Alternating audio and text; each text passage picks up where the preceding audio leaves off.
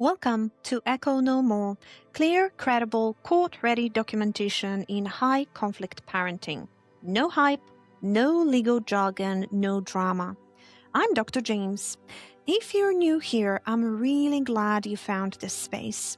This podcast is for protective parents navigating high-conflict custody situations, especially when the other parent is manipulative, emotionally unsafe, or unpredictable.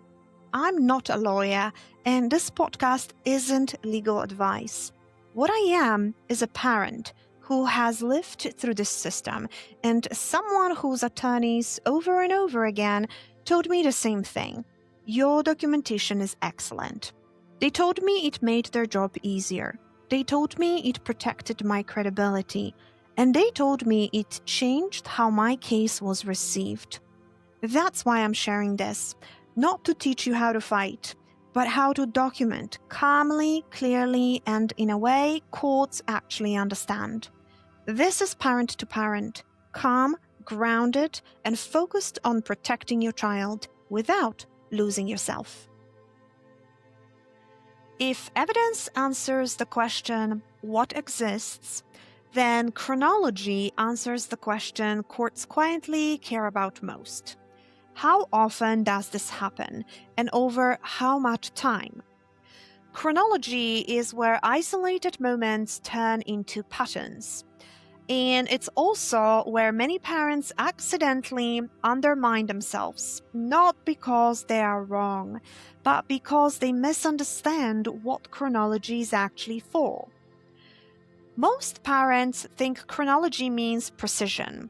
Exact times, perfect dates, detailed sequences. That belief alone stops a lot of parents from documenting at all because they worry they'll get something wrong. I want to relieve that pressure right now. Chronology is not about perfection. Chronology is about consistency. Courts are not checking your documentation against a stopwatch. They're simply asking, does this repeat? Does it escalate? Does it cluster around certain situations? Does it resolve or does it persist? Chronology is how the court answers those questions. When parents don't understand this, they tend to do one of two things. Some parents avoid dates entirely because they're afraid of making a mistake.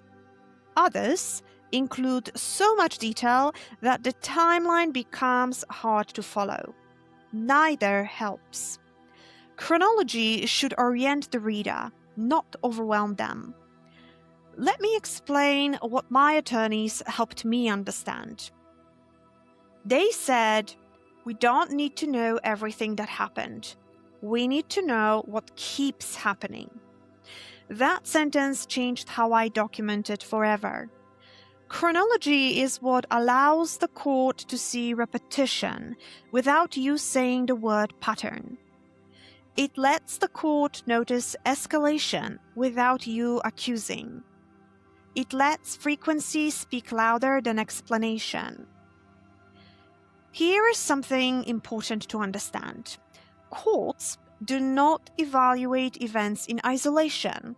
They evaluate behavior over time. That means one upsetting incident, no matter how serious it feels, often doesn't carry the weight parents expect it to.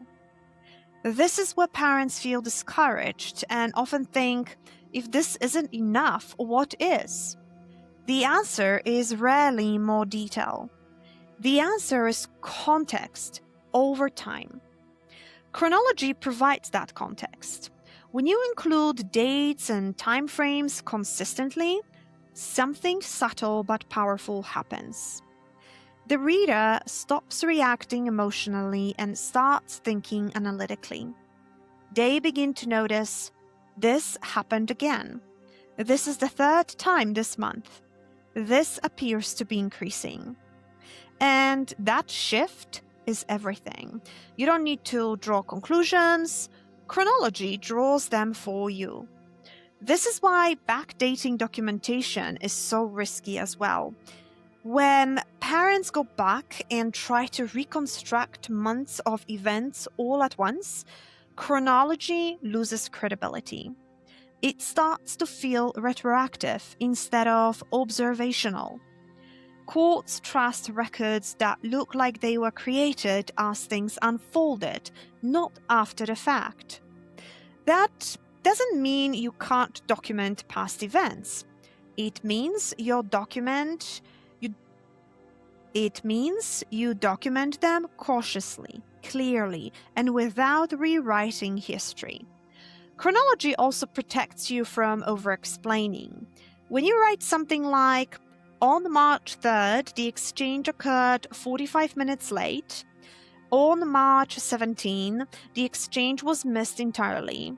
On April 2nd, the exchange was rescheduled with less than 12 hours notice. You don't need to add commentary. The timeline tells the story. Frequency matters here more than intensity. A mildly disruptive behavior that happens often is usually more concerning to courts than a single intense incident.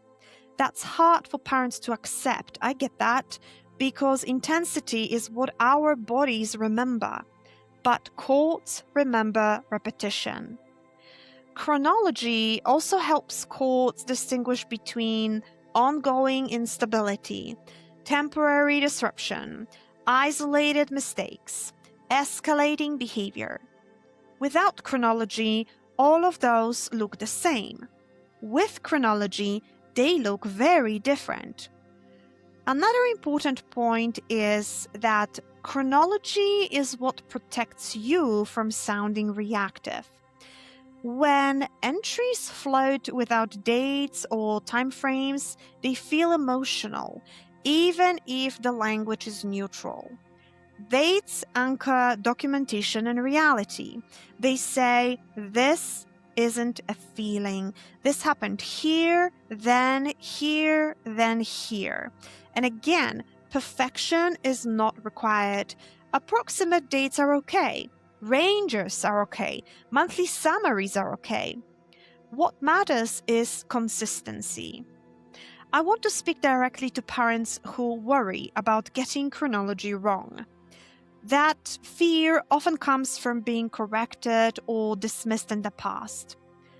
Chronology isn't about being flawless. It's about being reliable. Reliable documentation looks like similar formatting, similar time references, similar level of detail. When courts see that steadiness, they trust the record, even if a time is off by an hour or a date is approximate. Chronology also helps you. It pulls you out of the emotional present and into perspective. It reminds you, this isn't just today. This has been happening. And that perspective can be grounding when you're doubting yourself. One last thing that matters deeply here. Chronology allows you to stop documenting every incident. Once a pattern is established, you don't need to log every repetition. You can summarize. And summaries are where documentation becomes sustainable. Chronology doesn't trap you in vigilance. It frees you from it. Before we close, I want to remind you of something important. You don't need to document everything. You don't need to be perfect. And you don't need to convince anyone with emotion. Calm documentation is power. If this episode helped you, you will find a full structured system in my guide, Clear, Credible, Court Ready. It's designed to support, not replace, your attorney. And if you want help turning everything you're documenting into something organized and usable, you can visit www.economocoaching.org to download my guide on how to create a clear, court-ready documentation binder. Take what helps, leave what doesn't, and most of all, take care of yourself.